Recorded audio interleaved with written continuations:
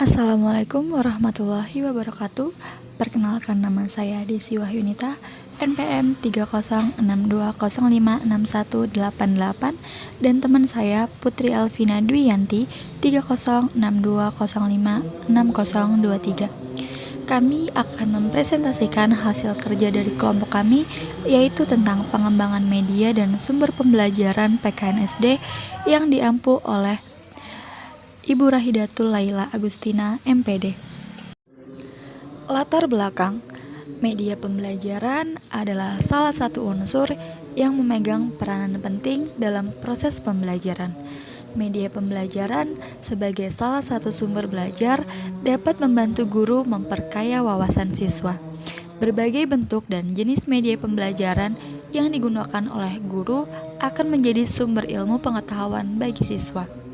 Pemakaian media pembelajaran dalam proses belajar mengajar dapat mengakibatkan keinginan dan minat yang baru dan rangsangan kegiatan belajar, dan bahkan membawa pengaruh-pengaruh psikologis terhadap siswa. Penggunaan media pembelajaran pada tahap orientasi pembelajaran akan sangat membantu keefektifan proses pembelajaran dan penyampaian pesan dan isi pelajaran. Untuk itulah, maka kami mencoba membahas tentang pengembangan media pendidikan. Pengertian media pembelajaran.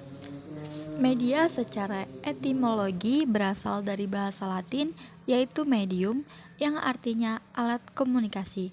Sedangkan secara terminologi, media sebagai sesuatu yang membawa atau menyalurkan informasi antara sumber dan penerima, seperti film, televisi, radio, alat visual yang diproyeksikan, barang cetakan, dan lain-lain. Media pembelajaran merupakan sesuatu yang bersifat menyalurkan pesan dan dapat merangsang pikiran, perasaan, perhatian, dan kemauan siswa sehingga dapat mendorong terjadinya proses belajar pada siswa. Penggunaan media secara kreatif akan memungkinkan siswa untuk belajar lebih baik dan dapat meningkatkan performa mereka sesuai dengan tujuan yang ingin dicapai. Pengembangan media pembelajaran PKN di SD. Pujiastuti menyatakan bahwa syarat-syarat yang perlu diperhatikan dalam pengembangan media pembelajaran PPKN yaitu: yang pertama adalah membawakan sesuatu atau sejumlah isi dan pesan harapan. Yang kedua, membuat nilai atau moral kontras atau dilematis. Yang ketiga, diambil dari dunia kehidupan nyata peserta didik, lokal, nasional, ataupun dunia. Yang keempat, menarik minat dan perhatian peserta didik untuk melibatkan peserta didik. Yang kelima, terjangkau oleh kemampuan belajar peserta didik. Media pembelajaran dijadikan sebagai sarana yang dapat membantu siswa dalam memahami suatu pelajaran dengan baik. Adapun macam-macam media pembelajaran PPKN di SD yaitu: yang pertama, media cetak; yang kedua, media pameran; yang ketiga, media audio; yang keempat, gambar bergerak; yang kelima, multimedia; yang keenam, media grafis internet; yang ketujuh, media grafis; yang kedelapan, wayang; dan yang terakhir adalah PowerPoint. Distribusi media pembelajaran PKN SD atau MI. Media berfungsi sebagai perantara yang digunakan guru dalam menyampaikan ilmu pengetahuan maupun informasi kepada siswa untuk memperjelas suatu materi pelajaran PKN.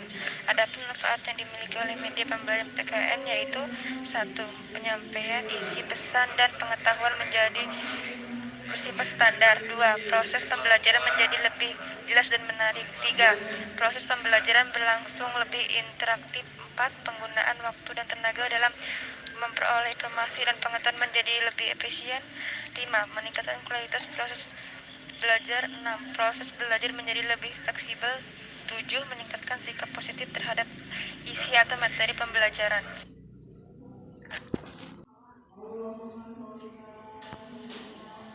Pengembangan sumber belajar. Pada dasarnya sumber belajar adalah suatu sistem yang terdiri dari sekumpulan bahan atau situasi yang dikumpulkan secara sengaja dan dibuat agar memungkinkan siswa belajar.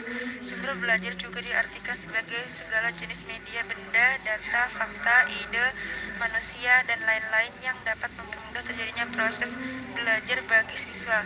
Berikut macam-macam sumber pembelajaran di SD atau MI, yaitu 1. Manusia, 2. E-book, 3. Perpustakaan digital, yang keempat lingkungan. Kesimpulan, media pembelajaran merupakan suatu yang bersifat menyalurkan pesan dan dapat merangsang pikiran, perasaan, perhatian, dan kemauan siswa sehingga dapat mendorong terjadinya proses belajar pada siswa. Penggunaan media secara kreatif akan memungkinkan siswa untuk belajar lebih baik dan dapat meningkatkan performa mereka sesuai dengan tujuan yang ingin dicapai. Sumber belajar adalah suatu sistem yang terdiri dari sekumpulan bahan atau situasi yang dikumpulkan secara sengaja dan dibuat agar memungkinkan siswa belajar. Sumber belajar juga diartikan sebagai segala jenis media, benda, data, fakta, ide, manusia, dan lain-lain yang dapat mempermudah terjadinya proses belajar bagi siswa. Sekian presentasi dari kelompok kami. Salah hilap mohon maaf. Wassalamualaikum warahmatullahi wabarakatuh.